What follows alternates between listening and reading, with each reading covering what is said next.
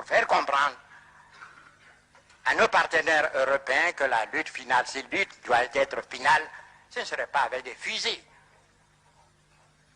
Ce serait sur le plan essentiellement économique.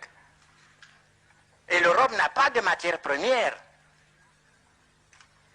Les Américains en ont, mais pas en quantité suffisante pour en céder à leurs frères et leurs alliés européens. L'Asie, la question n'intéresse pas, je ne vais pas rentrer dans certains secrets, dans certaines confidences. Mais l'Asie, même si elle avait des matières premières, la population est telle qu'elle ne pourrait pas, l'Asie ne pourrait pas couvrir ses propres besoins.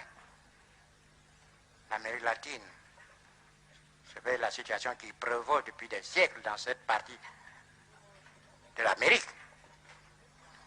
Victime aussi de l'exploitation de mêmes groupes économiques financiers puissants, ne peuvent venir au secours de l'Europe sur le plan des matières premières. Il n'y a que nous, l'Afrique, de loin, le grand propriétaire des matières premières. Nous recelons. L'Afrique n'est pas suffisamment prospectée.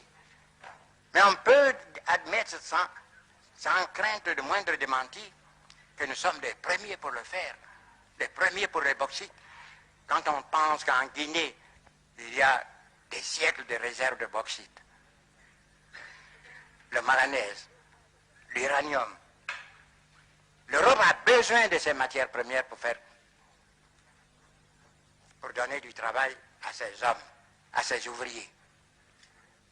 Imaginez-vous la pauvreté se généralisant, la révolte des jeunes exploités par d'autres. Permettez-moi de ne pas aller loin dans ma pensée. Et si ces matières premières ne parvenaient pas un jour à l'Europe, voyez, notre ami à faire face à 1 million ou 2 millions de chômeurs, et ce n'est pas facile de régler cela, malgré leur bonne volonté, ils y arriveront. Mais si l'Europe venait à être privée de matières premières, c'est le chômage généralisé et qui conduira où, vous le savez vous-même. On n'aura pas besoin de tirer un coup de fusil. Voilà ce que nous nous efforçons à faire comprendre à nos frères européens. Nos intérêts sont solidaires.